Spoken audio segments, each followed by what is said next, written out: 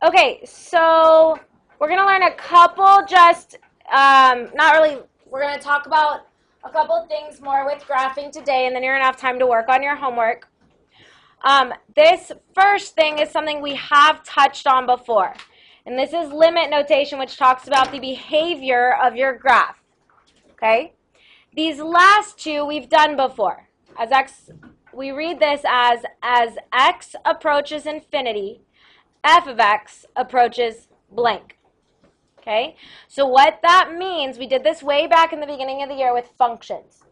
What that means is as x approaches infinity, as x gets really, really, really, really, really big, as x goes all the way to the right as far as it can go, what do our f of x or our y values do? Yeah, they're going to approach 0. So f of x approaches 0. As x approaches negative infinity, meaning as x gets really, really, really, really small, what does our y values do? Approach 0. Remember I told you that the horizontal asymptote controls the end behavior of your graph. Well, that's what these two are talking about. End behavior is talking about as x approaches infinity and as x approaches negative infinity. Okay? So that's what this represents. That's why this deals with your horizontal asymptote. Okay, one little new thing. We can also talk about the behavior as our graph approaches asymptotes. So this says, as x approaches 3, and this little plus sign means from the right or from positive infinity. So as x approaches 3 from positive infinity, what does f of x do? So the way you think about that is you go all the way to the right. You go as far to the right as you can. Okay? And then you trace your graph. You get closer and closer and closer to 3. What happens as you approach 3? You're going all the way up. So you're approaching positive infinity. Bless you. This minus sign, on the other hand, means as x approaches 3 from the left, or as x approaches 3 from negative infinity. So you start over here, and you get approach and get closer and closer and closer to 3. What happens to your y values? Negative infinity. Does that make sense?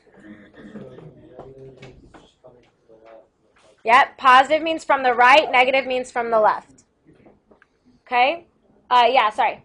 So the little plus and minus superscripts, do we have to do those for like the second, for the third and fourth ones where f of x approaches 0? Do you have to do the little plus minus sign? No. This just tells you which direction you're heading to your asymptote. You're heading from the right or you're heading from the left. Okay? Okay. So let's try one more time. As x approaches negative 3 from the right, f of x approaches. So you start from the right, you follow your graph. What happens as you get closer and closer and closer to negative 3? Positive infinity. As x approaches negative 3 from the left, you start on the left, you approach negative 3, you get closer and closer and closer. What happens? Negative infinity. All right, take a few seconds and finish those, please. Don't start talking now.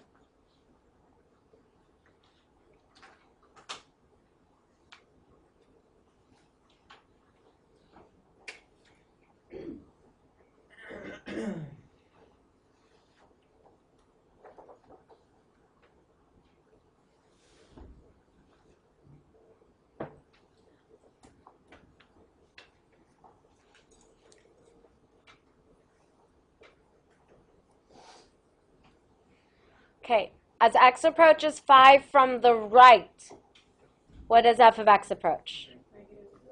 Negative infinity. Questions on that one? As you approach 5 from the right, so you start all the way to the right, you get closer and closer and closer to 5, you approach negative infinity. As x approaches 5 from the left, you get closer and closer and closer to 5, what happens? Positive infinity.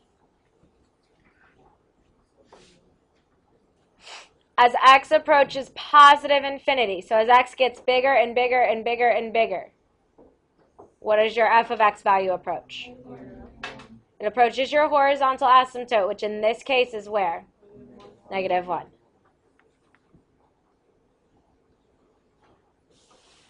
And as x approaches negative infinity, as x gets smaller and smaller and smaller, -1.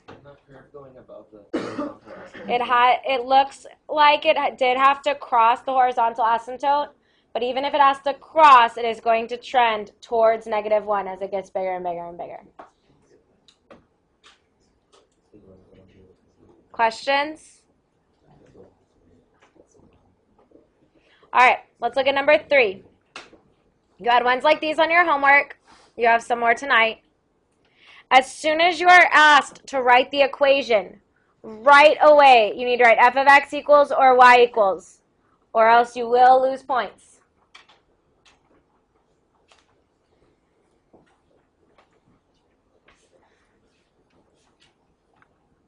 Okay, first thing we're told, there's a hole at x equals 1. How do we get a hole at x equals 1? Good. Many correct answers there, but we have an x minus 1 factor on top and bottom that have to cancel out. Everyone okay with that part? Okay. Vertical asymptotes at x equals -4 and x equals 3. Where are factors that create vertical asymptotes? The denominator. So we know we're going to be in the denominator. What factor would create x equals -4? And what factor would create x equals 3? Great. Questions?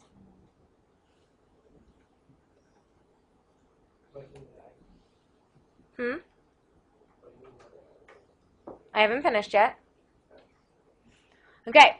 Now let's look at this one. It says an x-intercept at x equals 0. Where do we find x-intercepts? In the numerator. So how would I get an x-intercept of x equals 0? Yeah, I'm just going to multiply by another x. And then it says a horizontal asymptote at y equals 0. What creates a horizontal asymptote at y equals 0? Yeah, low over high, 0 equals y. What is our degree on top at the moment? 2. What's our degree on bottom at the moment? 3. So do we have low over high? Yes. If you didn't have the correct degrees that you needed, you can always square a term, a factor, to create a higher or lower degree. Because that wouldn't change any asymptotes or roots. Ryan? Nope, it wouldn't matter. Unless it told you a tangent root at. Something like that. Lindsay? If you added a square on top, you no longer have low over high. No, if you added a square on the bottom, it would not be wrong.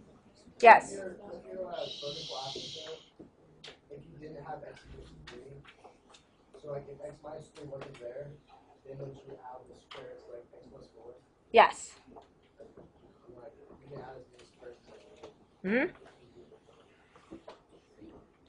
Okay, I'm going to pass out your homework, and when I do, I want you to look at number 2.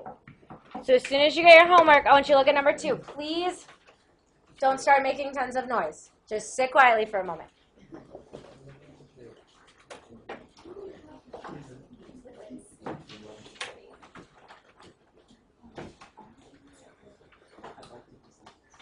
Look at number 2 and read the instructions for 1 through 4.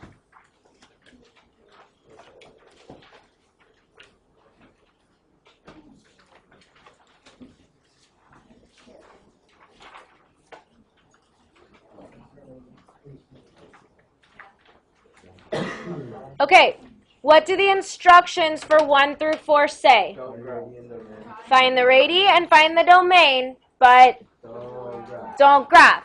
Don't come in here tomorrow whining because these graphs were really hard on numbers 1 through 4 when I didn't tell you to graph them. Okay? Don't graph numbers 1 through 4. They're not meant for you to be graphed. Okay, I want everyone to look at number 2 with me. I want to show you something that you might not have seen before.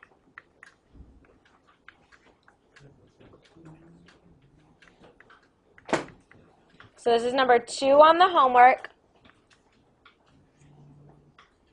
Would you agree that the first thing we're going to do is factor out an x from that denominator? Yes. Okay.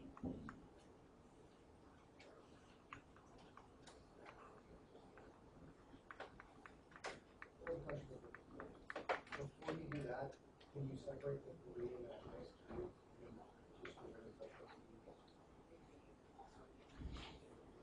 x cube? These x cubes don't cancel because remember, you can only cancel factors. X cubed isn't a factor. Okay, but here, what can you cancel? An x. So the x down here would cancel, and this x would turn into x squared. So our simplified version would be 3x squared over x squared plus 2x plus 6. When we canceled an x, what did we create? A whole. So anytime, guys, you're asked to fill out radii from now on, you also fill out a whole on top. Okay? So we crossed out an x, which means what is the x value of our whole? 0. So how do I find the y value of my whole? Plug in 0 to my numerator. Okay? So when I plug in 0, what do I get on top? And what's 0 divided by anything? 0. So where's my whole? 0, 0. If you were to plug it in and you got like 0 on the denominator also? If you got 0 on the denominator, that means you're plugging it into the wrong one. Because 0 on the denominator means it's undefined, which means you should have a whole there. Okay? Okay, then you would start radii. What about your roots? What would your root be? X equals 0. But what happens at 0, 0? There's a whole, so there's no roots. Okay, look at your denominator. X squared plus 2x plus 6. Does that factor? No, it does not factor. So what that means is that you most likely don't have vertical asymptotes. The way that you check that for sure is you need to make sure that the solutions to this quadratic are not real. If they are real, you would have to use the quadratic formula. But remember, I can use b squared minus 4ac, which is my discriminant, to see if this solution is real.